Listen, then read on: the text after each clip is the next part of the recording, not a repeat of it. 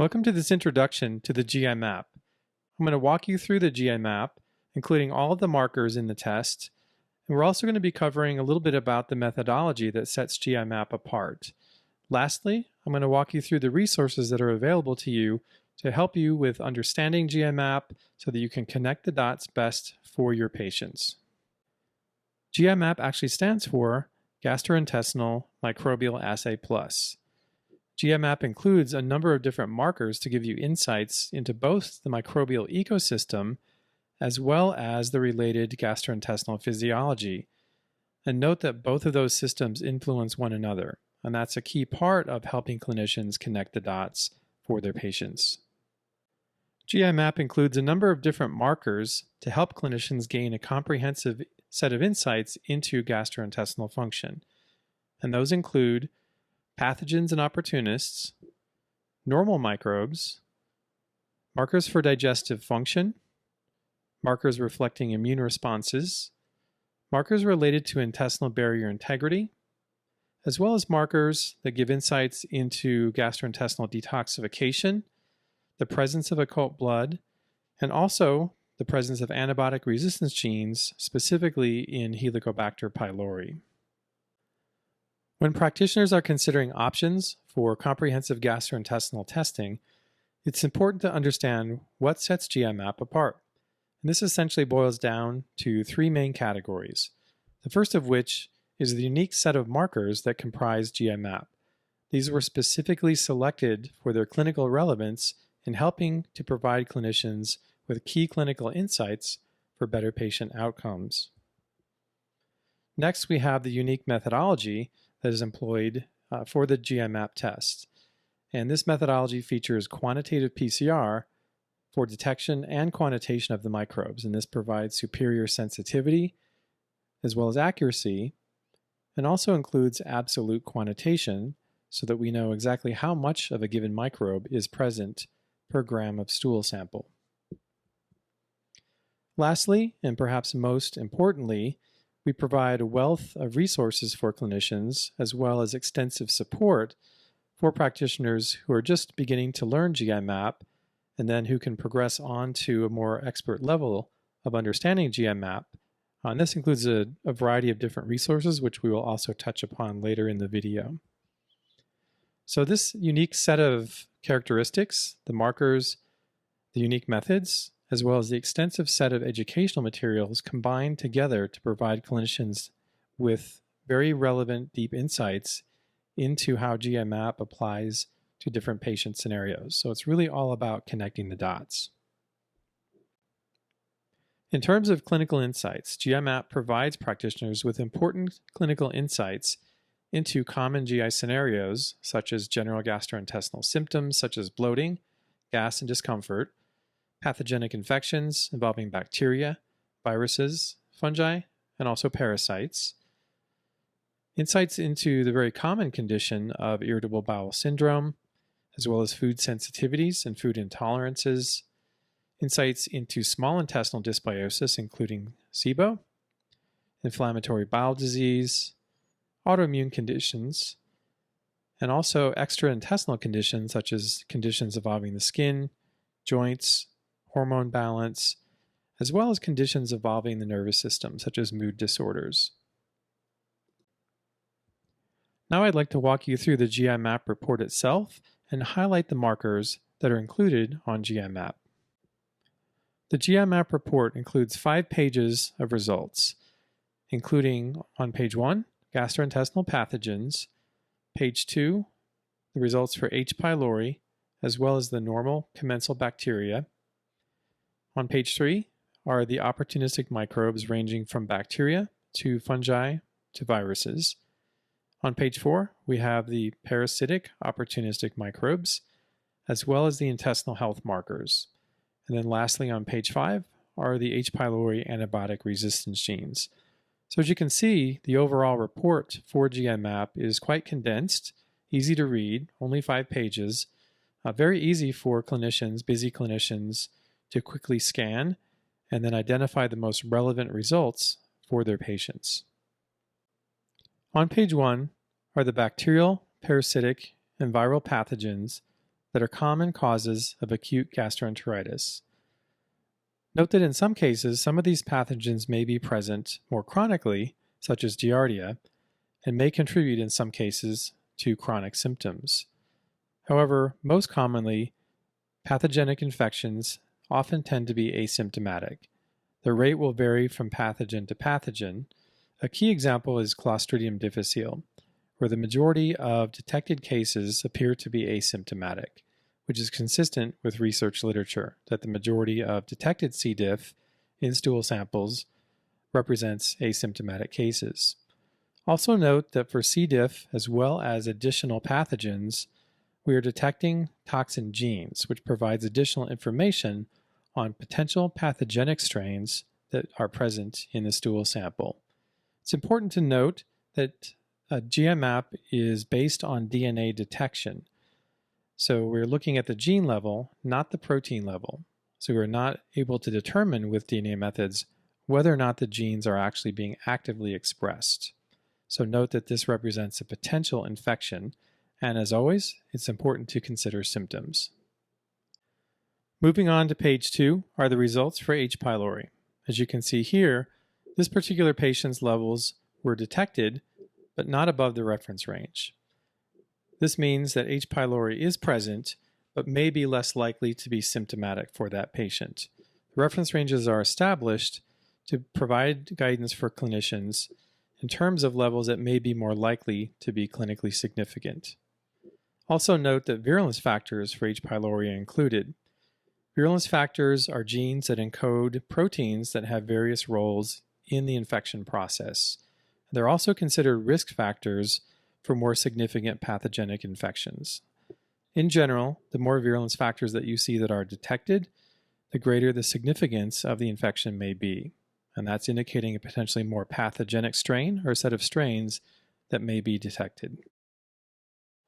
Below the results for H. pylori on page 2 are the commensal and keystone bacteria. These are representative members of the normal microbiome that can provide key insights into the overall health and function of the microbiome. This set of keystone species includes, in particular, Akkermansia mucinifila, Picalibacterium prausnitzi, and Roseburia, which all have especially important roles in the microbial ecosystem, such as promoting mucus production and also promoting the production of key short-chain fatty acids, such as butyrate. Also note the phyla that are listed here in this section on page 2, which includes the Bacteroidetes and the Firmicutes phyla. This provides a high-level view of the microbiome based on the fact that these phyla are at the top of the taxonomic hierarchy. So this is providing a broad level view of the microbiome, in particular levels overall of the two most important phyla. Note that when these phyla are represented as high or low, that is indicating a significant imbalance in the microbiome. Moving on to page 3, the top section includes opportunistic and overgrowth microbes that are commonly elevated in patients who are symptomatic and may have various conditions. These opportunistic microbes are broken down into 4 subcategories, which will be discussed in the following slides. This first section includes dysbiotic and overgrowth bacteria. These are bacteria that are commonly elevated in conditions such as hypochlorhydria, pancreatic dysfunction, food sensitivities, food intolerances, irritable bowel syndrome, and small intestinal bacterial overgrowth. Note also at the bottom, there's another section titled Commensal Overgrowth Microbes. These microbes tend to be overgrown under similar conditions, but note that these are called commensals because they are present in virtually everyone. So they're really not necessarily considered out of balance until they're elevated. The next section of microbes is the inflammatory and autoimmune-related bacteria. These are bacteria that are associated with inflammation. They may contribute to inflammation, but also may thrive under inflammatory conditions. They've also been associated with a variety of inflammatory and autoimmune conditions as well. Note that the next section is titled Commensal Inflammatory and Autoimmune-Related Bacteria.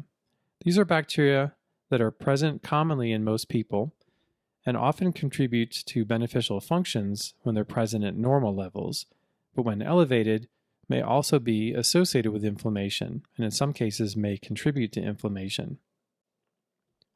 The next section of GI map includes relatively common fungi and yeast that may be found in the gastrointestinal tract and occasionally cause symptoms. Candida species in particular are commonly associated with symptoms such as bloating, abdominal discomfort, and food sensitivities. Some Candida species, such as Candida albicans, have been linked to certain autoimmune and inflammatory conditions, including rheumatoid arthritis and inflammatory bowel disease. Below the fungi and yeast section is a section that includes cytomegalovirus and Epstein-Barr virus. These viruses commonly infect certain tissues in the body, but are relatively rarely detected in the gastrointestinal tract.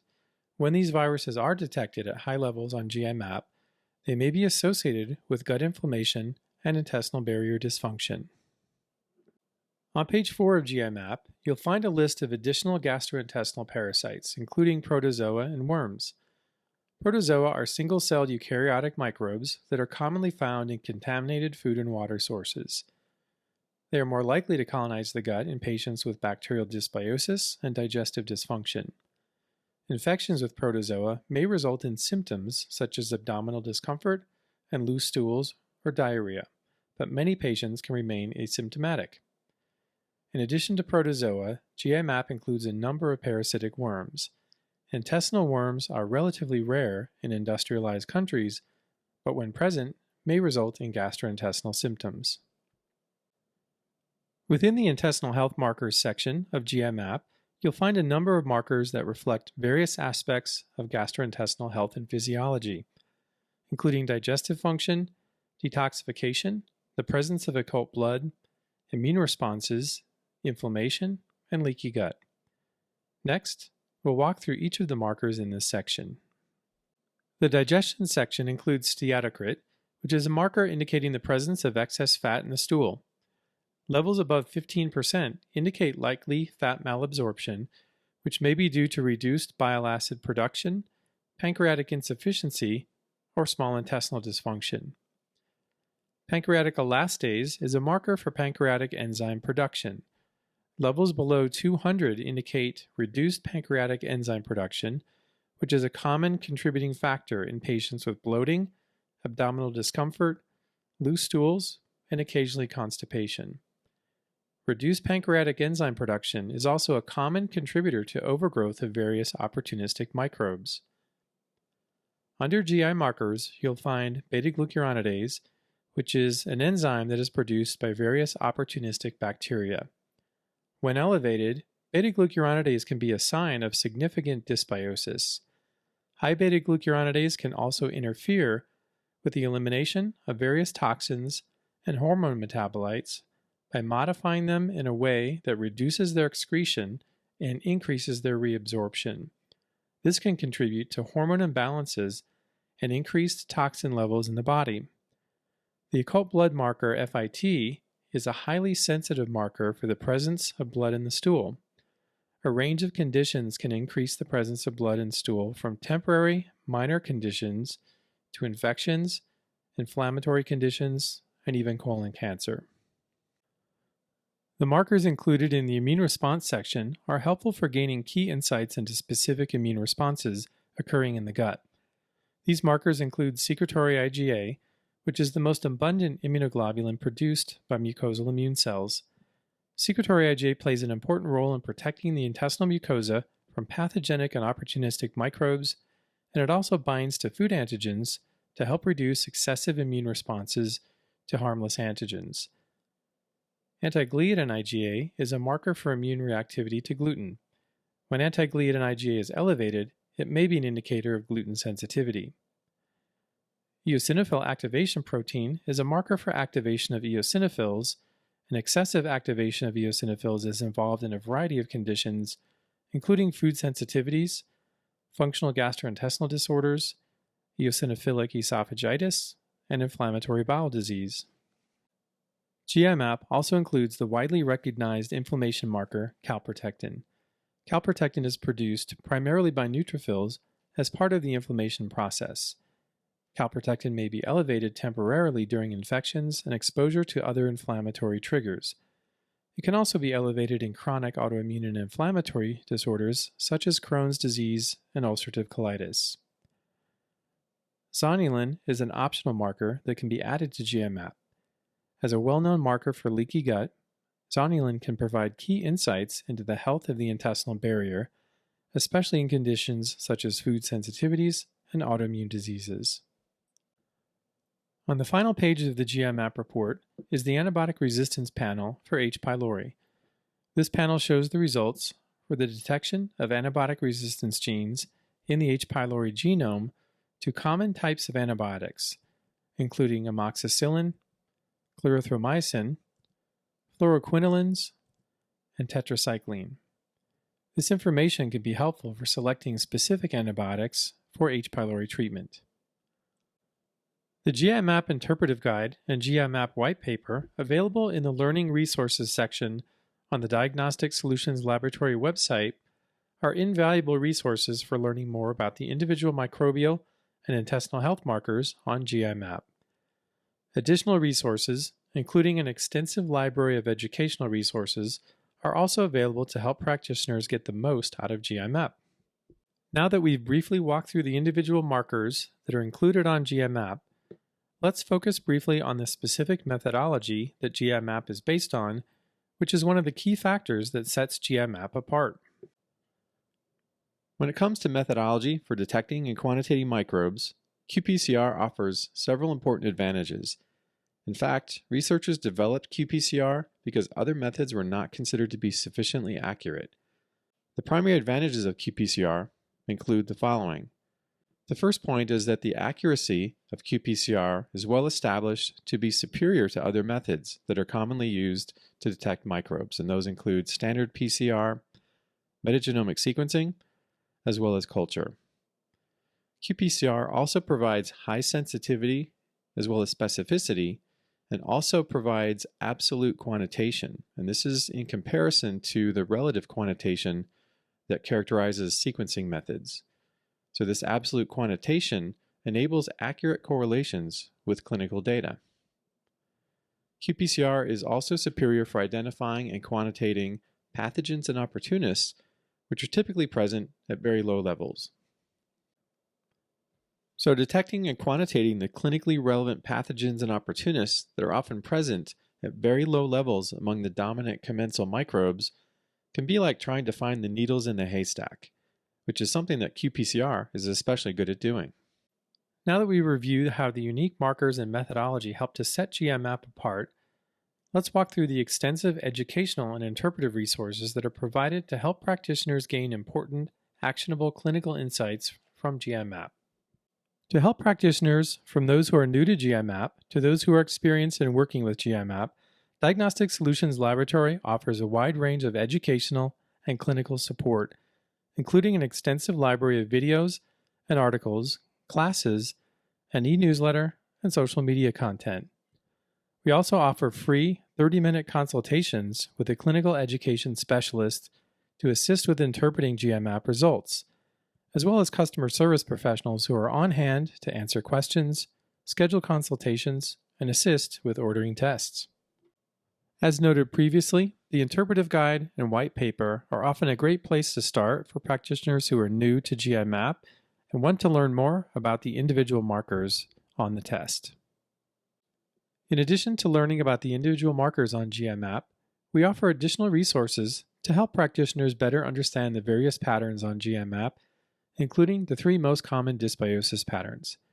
These include the insufficiency dysbiosis pattern, the inflammatory dysbiosis pattern, and the digestive dysfunction dysbiosis pattern, with the insufficiency pattern denoting lack of commensal and keystone bacteria, the inflammatory pattern reflecting an increase in inflammatory microbes, and the digestive dysfunction dysbiosis pattern, in which various normal and opportunistic microbes are elevated, which typically reflects digestive issues such as hypochlorhydria, pancreatic insufficiency, and small intestinal dysfunction. Additional resources include functional groupings of various microbes on GIMAP to help practitioners recognize important groups of microbes, such as those that produce various intestinal gases, such as hydrogen, methane, and hydrogen sulfide, and groups of microbes that can produce other important compounds, such as histamine and lipopolysaccharide, or LPS. Additional resources include helpful guides for recognizing GI map patterns that are associated with specific conditions, such as food sensitivities, IBS, and SIBO.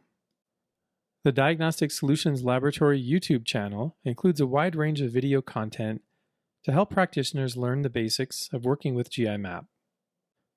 Additional videos focus on working with GI map in a variety of patient scenarios and clinical conditions, such as the videos shown here on food sensitivities, mast cell activation, H. pylori infection, and small intestinal bacterial overgrowth.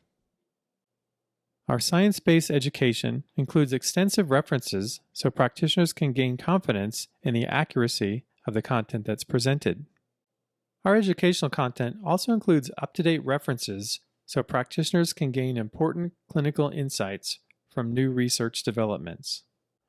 That brings us to the end of this introduction. Thank you for listening, and I hope this helps you understand how GI map can help you connect the dots for your patients for the best clinical outcomes.